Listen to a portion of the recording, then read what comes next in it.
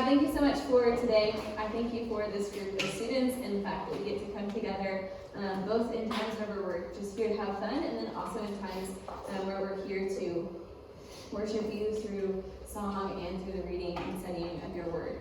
I pray that you'd be present in this room. I pray that you would use the words that I say to glorify you.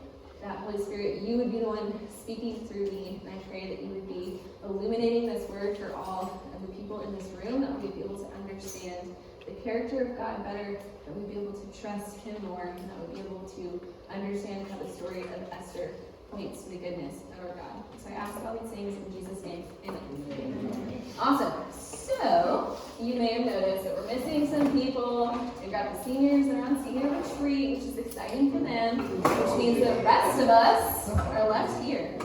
So, before Trey went on senior retreat last week, he ushered in a new series, and it is called Moments, and the answer is on the screen, but what book are we studying? Esther. Okay, great. So now, I want to give you this preface because I taught in middle school earlier, and I hate to say it, but they put you guys to shame with how quickly they were able to tell me what was talked about, and the reason why is because they were taking notes.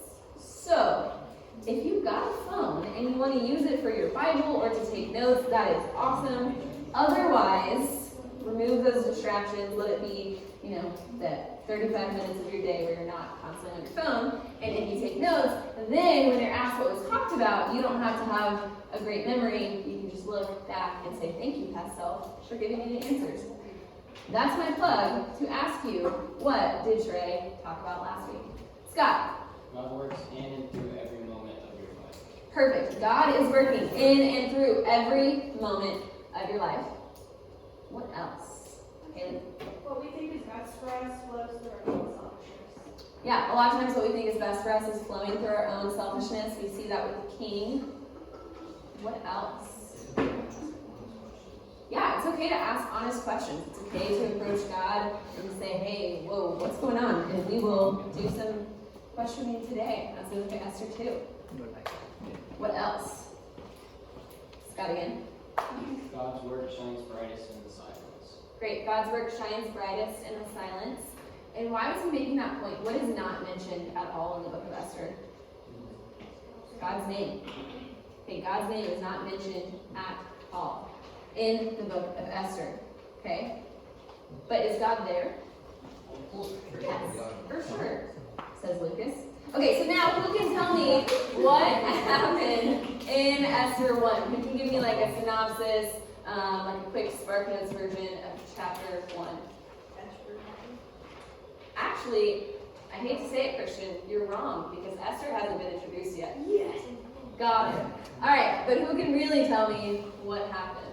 Go for it. Our queen was disposed of, and someone else is supposed to take over as a new queen.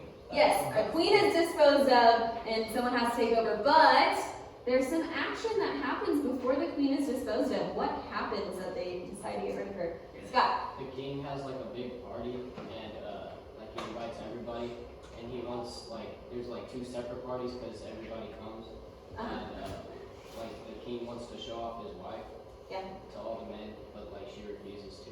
So. Yes.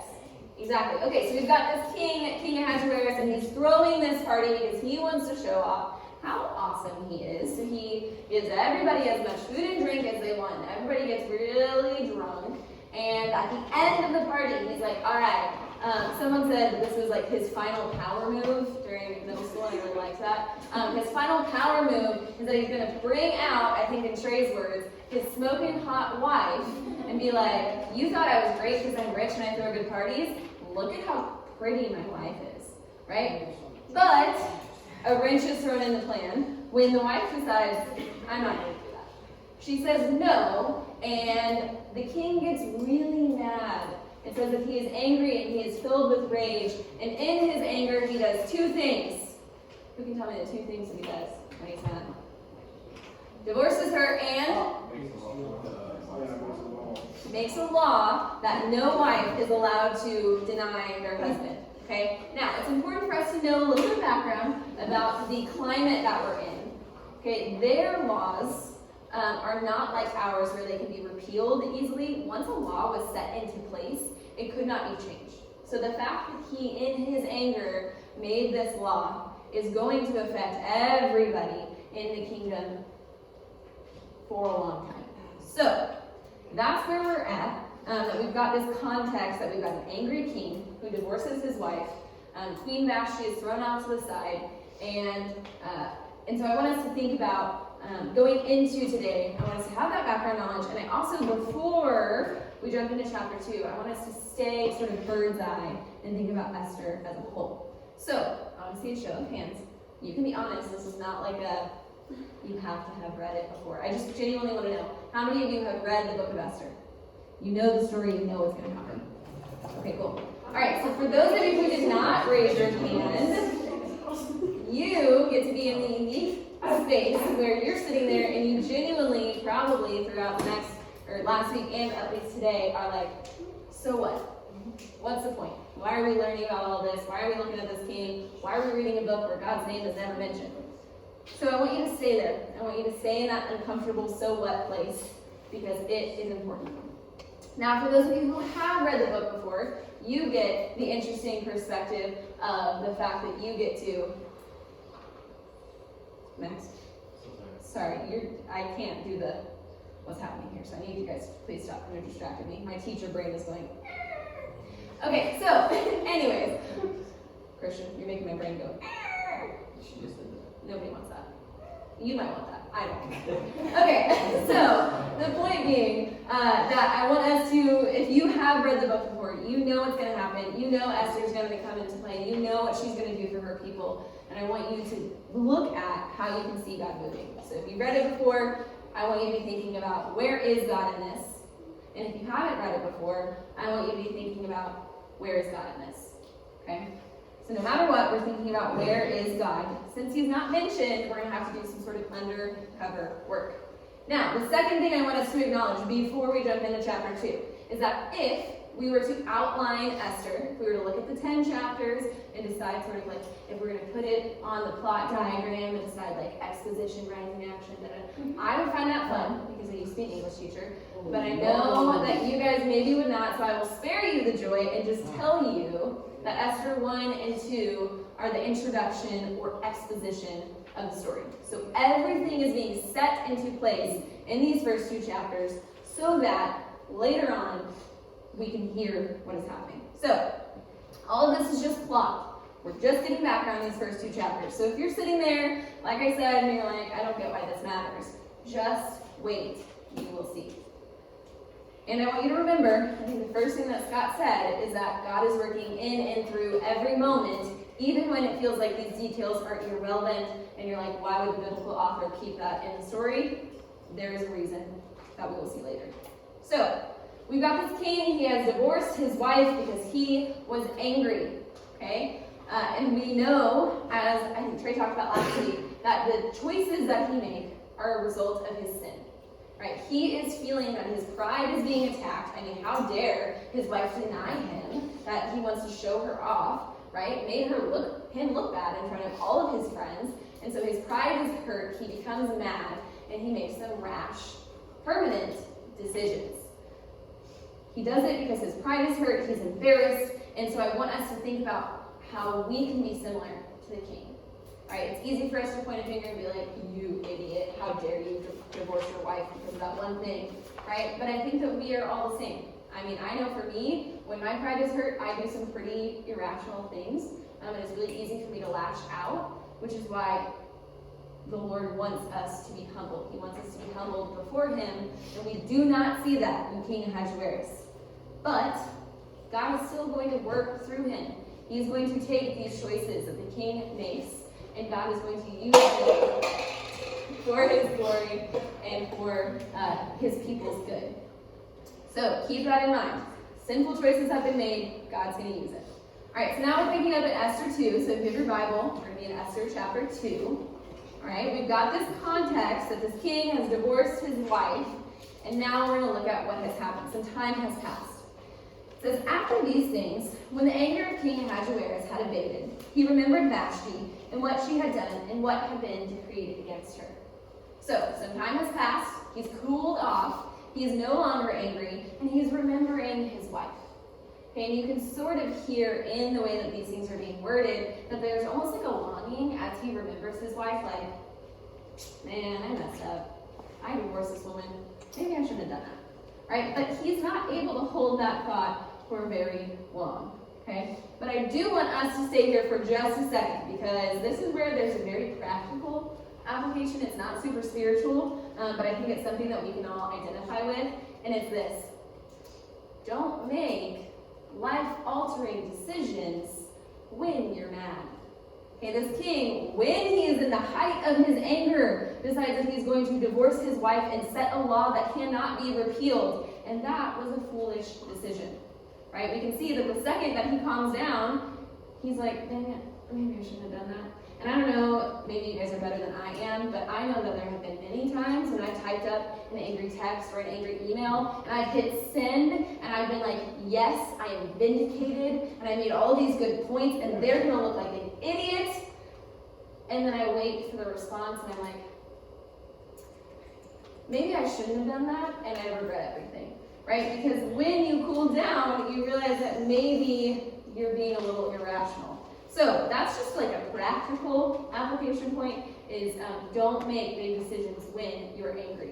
So with that in mind, let's jump back into the story. Okay, like I said, the king doesn't have very long to sit in him missing his wife before his advisors tell him their perfect plan, which this has been their plan since the beginning. When they told him to divorce Vashti, they said, and we'll find a new woman to be your queen. So he probably forgot that part, but they certainly did not. So they said, then the king's young men who attended him said, let beautiful young virgins be sought out for the king, and let the king appoint officers in all the provinces of the kingdom to gather all the beautiful young virgins to the harem in Susa the citadel under custody of Haggai, the king's eunuch, who is in charge of the women. Let their cosmetics be given them, and let the young woman who pleases the king be queen instead of Vashti. This pleased the king, and he did so. So the king likes this idea. He's like, yeah, go out to all the provinces, find me the prettiest girls, bring them to me, make them look the best they possibly can, and then I'll pick one and they'll be my queen. So these hours of him missing Queen Vashti are long gone. They're in the past. He's over her. He's ready for a new, smoking hot wife. Now, he didn't have the option that we have in modern day where he could just, go on his phone and swipe right until he could find someone. But I think you will notice, and I'm going to make a lot of points for you today because I want you to see, that what's happening here is a lot like The Bachelor. So, think of King Ahasuerus as your bachelor. If you're watching right now, he is Pilot Pete, okay? And then all of these girls are going to be vying after him, okay? Now, it's important to know we've got some characters who are being introduced. We're introduced to Haggai. Haggai is the dude who is going to be in charge of all the women, giving them the makeup that they need, and taking care of them. Okay, so that's an important person to know. And then we've got this plot laid out. The king is looking for a wife. Now, why do you think it is that the king would specifically want, other than obvious reasons, that the king would specifically want for the prettiest girls to be found? So he can flex, yeah, exactly. Right? He's trying to show off, again, because what was it about Queen Vashti that he loved so much? Her beauty. Okay, so he's not going to, have this one wife who was really good looking, who denied him, and then, replace her with someone who is less pretty. That would not work for a prideful king. So he is looking for the best of the best, and his advisors are going to help make sure that happens. So, we are about to be introduced to some more characters. It says, now there was a Jew in Susa, the citadel, whose name was Mordecai, the son of Jair, son of Shimei, son of Kish, a Benjamite, who had been carried away from Jerusalem among the captives, carried away with Jeconiah, king of Judah, whom Nebuchadnezzar, king of Babylon, had carried away. He was bringing up Hadassah, that is Esther, as a Christian, we're meeting her now, the daughter of his uncle, for she had neither father nor mother. The young woman had a beautiful figure and was lovely to look at. And when her father and mother died, Mordecai took her as his own daughter. So when the king's order and his edict were proclaimed, and when many young women were gathered in the Susa the citadel in custody of Haggai, Esther, who was taken into the king's palace and put in custody of Hegai, who had charge over the women. So, all of that to say, there's a lot of things happening, but a couple of background facts that we need to know. Before what we just read, all the people that we've met in the story are Persian. Okay, they are of Persian descent. We are in Persia. King Ahasuerus is a Persian king. During this time in history, in biblical history, God's people are in exile, which means that they've made it to the promised land and been kicked out. Okay, so God's entire point, if you have read anything from Genesis, Exodus, so on and so forth, they're trying to make it to the promised land. They get there, and then some people end up taking over and they're kicked out. So that's where we're at, is that God's people are not in the chosen land. Someone else is there. So it's important to know that these two new characters we've met, Mordecai and Esther, are Jewish. They are a part of God's chosen people. Now, how do we know that? We know that because in the text, it names Mordecai as a Benjamite. Benjamin being one of the sons of Jacob, aka Israel, being a tribe of Israel, which means that he is a descendant of Father Abraham, who had many sons. Thank you. Many sons had Father Abraham, exactly. All right, so you know the story. You know what this means. We're just linking things together, right? So these are God's people. Mordecai and Esther fall into the camp of God's chosen people. That's going to be a very important detail. You need to know that they are part of the ethnic minority and that they are Jewish. Okay, we're also given a few more details that are really important. First of all, we are told that Esther is an orphan. We don't know how her parents died, but she does not have parents. And so she is raised by her cousin Mordecai. And in the middle of them telling us that her cousin Mordecai is raising her, they throw in, oh, by the way, she had a beautiful figure and was lovely to look at. Which can feel really weird unless you remember the fact that that is what the king is looking for. Okay? So remember, all of this, we're getting the plot. We need to know all of these details for everything to make sense. So verse 8 is going to tell us what happens when Esther is brought to the harem. It says, and the young woman pleased him and won his favor. And he quickly provided her with cosmetics and her portion of food, and with 7 chosen young women from the king's palace, and advanced her and her young women to the best place in the harem. Esther had not made known her people or kindred, for Mordecai had commanded her not to make it known. And every day Mordecai walked in front of the court of the harem to learn how Esther was and what was happening to her. Best dad ever. Yes, best substitute dad ever. Looking out for his girl, right? Okay, so there are a couple things happening here that we need to address. First of all, back to my bachelor metaphor. I told you we were going to stay there. For those of you who have never watched it, mainly probably these boys right here, I'm sorry, but it works, so I just have to. Okay, so if this were The Bachelor, you could understand that Esther is one of the girls who gets to go internationally. She's the one that gets to pack her bags and use her passport. She's top 7, which means she gets the good vacation out of this. Now, unfortunately for Esther, she doesn't actually get to go anywhere, but she does get special treatment. Okay, it says that Hegai really likes Esther. We're going to see this as a common theme, that people find, or that Esther finds favor with people. Okay, so she's given extra food, extra makeup, and she is elevated as one of the top girls in the group. Okay, but Esther is keeping a secret. Okay, we know that she is Jewish, but she does not tell anybody else. Okay, because Mordecai, her cousin who raised her, told her not to. Now, here's where those questions come in. Okay, Jerry pointed out that we can ask God honest questions. So, we can look at this story and we can see, wait a second, Mordecai and Esther are God's chosen people, but they're living a lie and they're choosing to willfully deceive people. So does that mean it's okay? Like, as long as you're doing it for an ultimately good purpose, is it okay to lie? Yes. So, I want us to think about it this way. Does the text say whether or not it's good or bad? No. Which means that we need to sort of remove ourselves from thinking that the Bible is saying they did these things, and so it means you can too, right? Because a lot of stuff happens in the Old Testament that if you were to take that as an okay for you to do it, it would not be cool. The example that I used in middle school, which I don't know whether or not you guys are familiar with the story, I know they are because they studied it last year when I was their leader, is that in the Old Testament there's a story where someone gets mad, and because in their anger they take a tent peg to someone's head and smash them into the ground. So if we were to take this as like it's okay to lie as long as you're doing it for a good reason, it would also mean it's okay for me to take a tent peg to Jerry's head when he makes me mad, which he would never do because he's a sweet, sweet boy. Okay,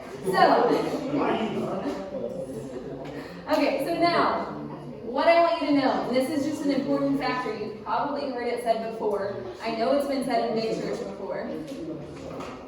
Sean is very upset that I said that. Okay, can't let it go. Okay, but this is what I want you to hear, okay? The Bible is descriptive, not prescriptive. The Bible is describing what is happening. It is telling you the story. It is saying, hey, here are the events that took place. It is not a prescription. It is not a medicine. It is not telling you, hey, do these things and you will be good. There are definitely parts of Scripture that are telling you that. But when we're looking at a narrative, which is why genre is important, that's not the case. Okay? This is a descriptive passage, not a prescriptive passage. So, keep that in mind, especially anytime that you are reading any sort of narrative. If it's a story, you're supposed to learn things from the story, not do exactly as they are doing. So, the biblical author is not condoning lying and deceiving. Okay? I want us to think about it in the same way that we look at King Ahasuerus' actions. We look at him and we don't say, oh, this means that I should definitely, in my anger, divorce my spouse and make a bunch of laws. Okay, well, if we wouldn't do it with him, we shouldn't do it with Mordecai and Esther. Okay? And from that, I want us to understand that just as God is going to use King Ahasuerus' sin, we're going to see him use Esther and Mordecai's. And just as he uses all of their sin, he uses ours as well. But when you say that, there's also sort of this weight that hangs in the balance, because if I tell you God's going to use your sin and he's going to use it for your good if you love him and for his glory, then you kind of get this mindset where you're like, sweet, that means I get to do whatever I want to do. And if I sin, then whatever, God's going to use it anyways. Which, gosh, that is such a natural heart posture, but it is so ungrateful. And I know that Paul in Romans would completely disagree with you. Okay, he says this. He says in Romans 6:1-2, what shall we say then? Are we to continue in sin so that grace may abound? By no means. How can we who died to sin still live in it? So I don't want you to hear this and hear that God works even with our sin for our good and his glory to be an excuse to continue sinning.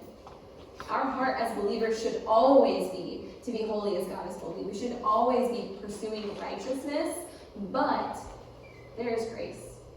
And we know the good news of grace, that ultimately we can't thwart God's plan, even when we mess up.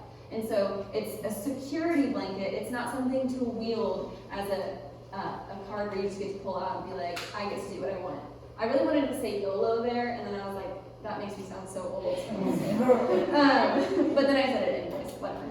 Okay, so I just want to clarify. So, two things. Number one, the Bible is not saying it's a good thing to lie and deceive others. And number two, the Bible is not saying that because there is grace, you can do whatever you want. Those two things, if you live your life that way, you are completely missing the heart of God. He wants to be near to you, and he wants for you to be like him as he intended when he created us before the fall. And so please don't use this as an excuse to allow sin in your life. Okay, back to the story.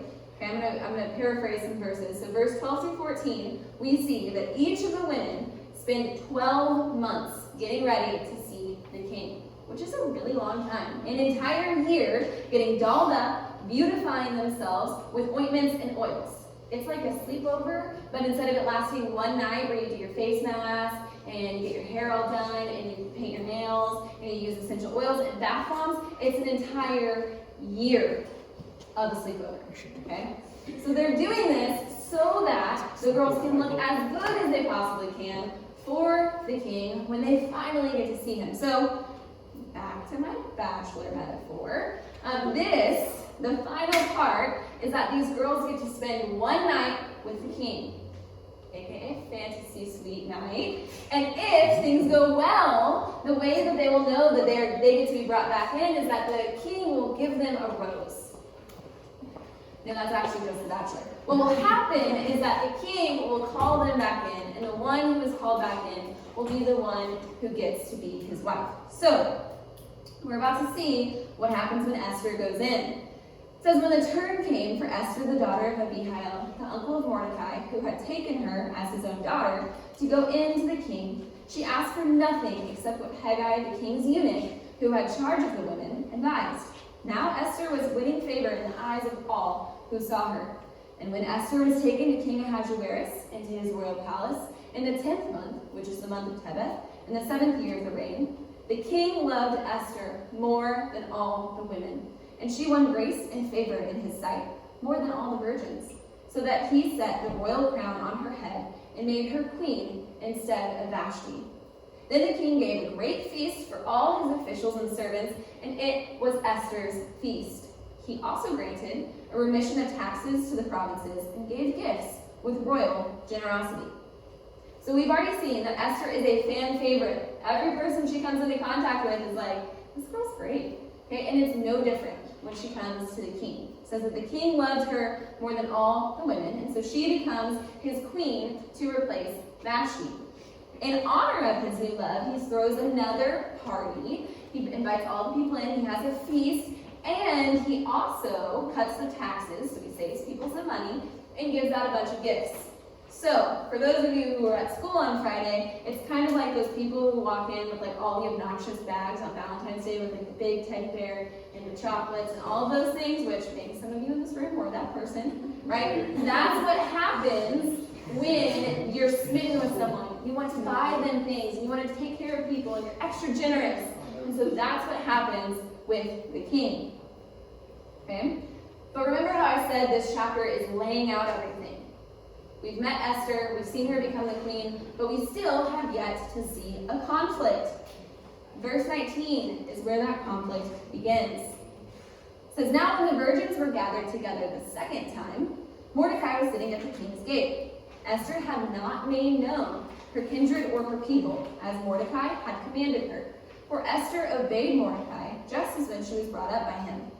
In those days, as Mordecai was sitting at the king's gate, Bigthan and Teresh, two of the king's eunuchs, who guarded the threshold, became angry and sought to lay hands on King Ahasuerus. And this came to the knowledge of Mordecai, and he told it to Queen Esther. And Esther told the king in the name of Mordecai.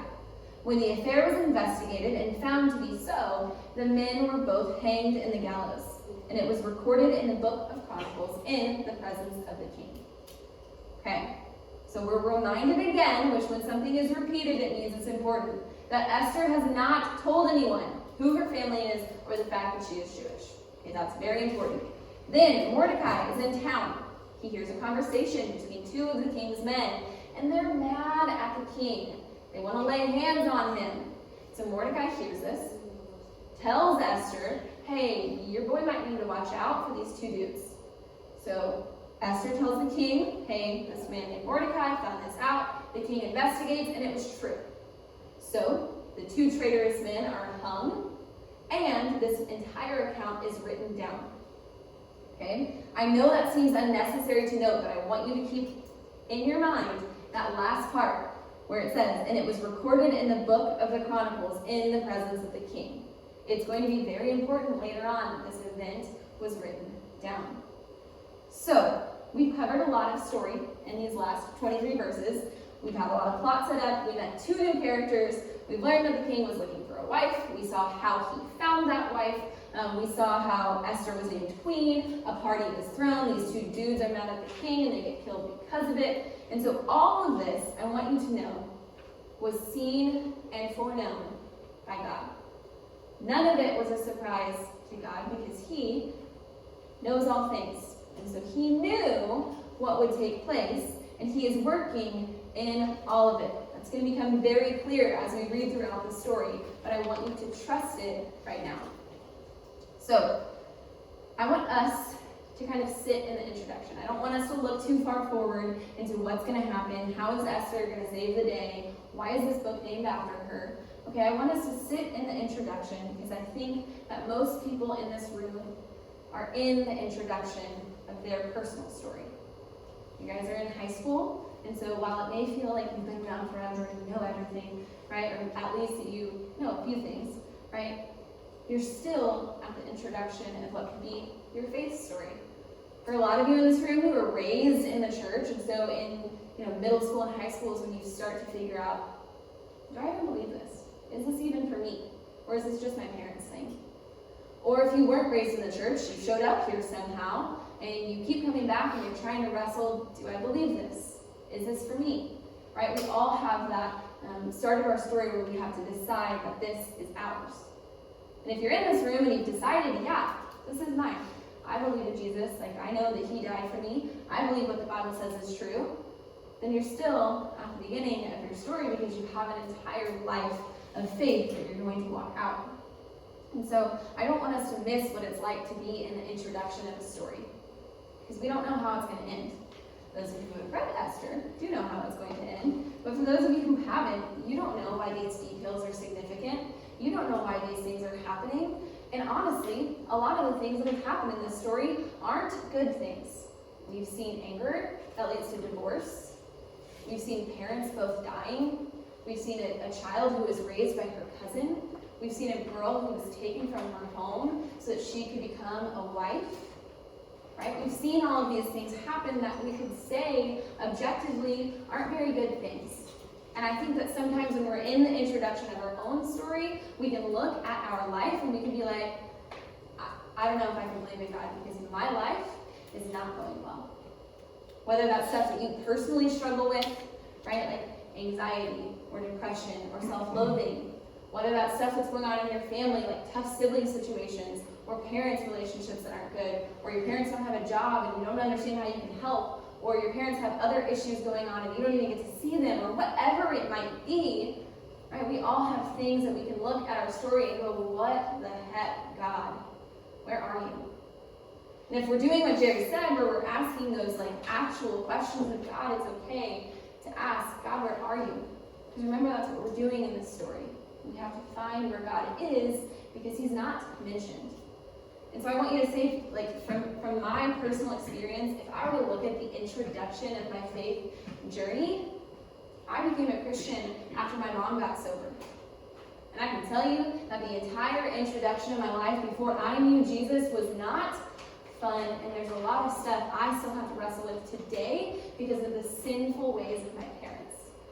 Right? And so it doesn't mean that it's a good thing that my mom was a drug addict and an alcoholic and was arrested.